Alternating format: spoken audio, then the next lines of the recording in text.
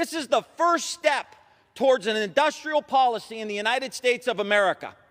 And it is time for us to quit the politics, stop trying to score political points, stop putting party over country, lay down our arms. My God, if we can't agree on this, what in the hell are we going to agree on? Rebuilding the manufacturing base, good-paying jobs, union construction, outcompeting China, national security. Come on, let's do this. Let's do it together.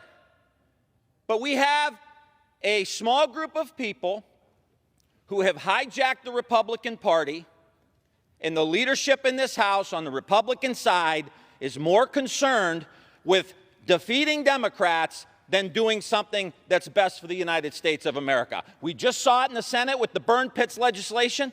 We're seeing it here with the CHIPS legislation. Party over country. So July 28th, 2022 is going to be Black Thursday, the day the Republican Party has been hijacked and aligned themselves with communist China. Gentleman's no longer recognized. This is Democratic Congressman and Ohio Senate candidate Tim Ryan laying into Republicans over their opposition to the CHIPS Act. Now, first things first, the CHIPS Act would allocate funding to domestic semiconductor chip production, an industry that China basically has a monopoly over, but that is essential to bring to the U.S. so that we're not reliant on China while manufacturing any of the countless goods that now require those chips. The progressive criticism of this bill is that it's a giveaway to already rich corporations, and I hear that. But at the same time, the simple fact is that without this funding, without these subsidies, these companies simply wouldn't produce these chips in the US. So weighing negatives with positives, it's ultimately a net positive on the jobs front, the national security front, and on the manufacturing front. And so given all of that, for Republicans, this should be a no-brainer. After all, the Republicans whine about China on a daily basis, and this bill offers them the opportunity to ensure that the US can finally compete with China. And yet, while the bill ultimately did pass, only 24 Republicans in the House voted for the measure, with a staggering 187 Republicans voting against it. So why, you might ask, would they do that? Well, here's why.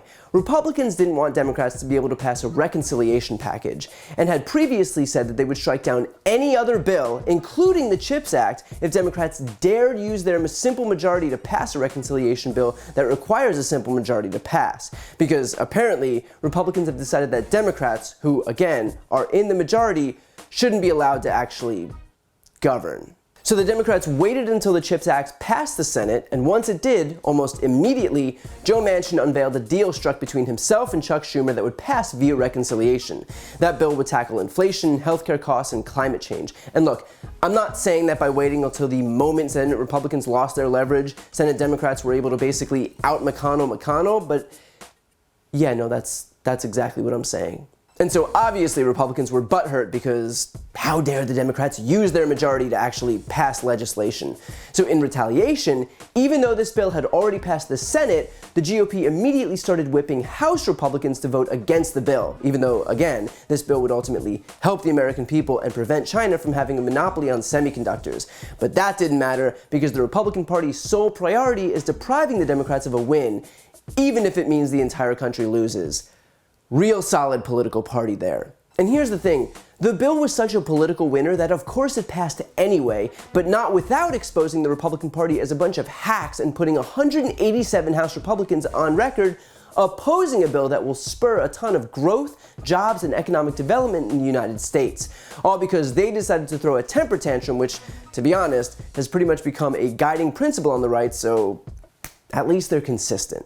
You gotta love too how this whole temper tantrum was for a reconciliation package that would lower prescription drug prices and reduce inflation. I mean, think about that. Republicans have spent God knows how many days wailing about inflation, and then when finally presented with a bill to combat exactly that, they're like, if you try to pass this bill, we will attempt to sink the entire domestic semiconductor chip industry. In other words, they don't actually want inflation reduced, they want inflation to stay so that they have something to whine about. They'd rather have a talking point for midterms than deliver even an ounce of relief to the American people. Remember that the next time they run one of their daily segments on Fox News, having fainting spells over just how difficult it is for Americans. Now, I should know one more thing. You've got people like Tim Ryan who recognize just how beyond politics this stuff should be. He's currently running for the US Senate in Ohio against a guy named J.D. Vance, who would be the ultimate partisan actor. J.D. Vance is as if Donald Trump, Tucker Carlson, and Jim Jordan were mashed into one person. One horrible, dangerous, disingenuous person. Needless to say, he shouldn't be anywhere near the US Senate. And if he were to get elected to the Senate, forget about bills lowering healthcare costs and reducing inflation and bringing the chips industry home. It would be bills focusing on critical race theory and migrant caravans and national don't say gay laws. Right now, that race is an absolute dead heat. So here's what I'm asking. If you have a few dollars, let's help Tim Ryan keep his campaign going. The link is right here on the screen and also in the post description. Your money will help him visit more towns, air more ads, and introduce himself to more people who need to hear what he has to say. It's as simple as this. If we win Ohio, we'll not only hold the US Senate, but we'll have enough votes to overcome the filibuster and finally pass desperately needed legislation protecting women's reproductive rights and voting rights. So again, if you're able to help, this is where your money could be put to good use to ensure that J.D. Vance isn't anywhere near the US Senate. Before you go, couple things. First, if you want to support my work, the best way is to subscribe to this channel. The subscribe button is right here on the screen. And second, if you want to see and hear more from me, check out my website, briantylercohen.com. That way you can get links to my podcast, merchandise, ways to donate to voting rights organizations, and so much more. The thumbnail is also right here on the screen, so go check it out. And as always, thank you so much for watching.